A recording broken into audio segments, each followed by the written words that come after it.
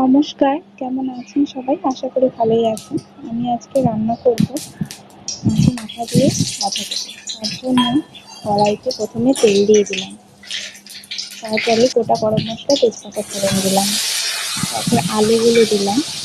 আলুগুলো দিয়ে ভালো করে লাল করে ভেজে নেব।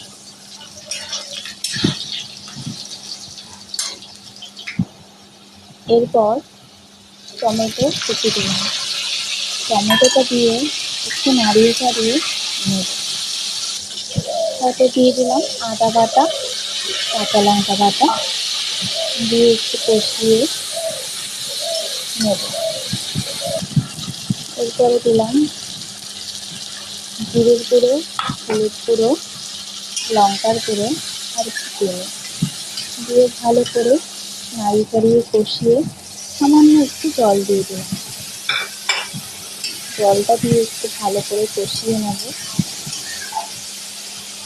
ভালো করে কষানো হয়ে গেলে এর মধ্যে মাছের মাথাগুলো দিয়ে দেবো, ভাজা মাছের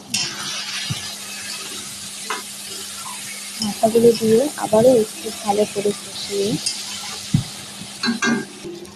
বাঁধাকপিগুলো দিয়ে দেবো। বাঁধাকপিগুলো দিয়ে সামান্য নুন দিয়ে ঢাকা দিয়ে দেবো।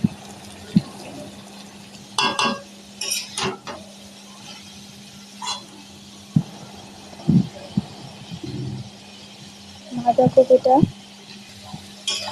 কিছুক্ষণ ঢাকা দিয়ে রাখলে অনেকটা নরম হয়ে যায়।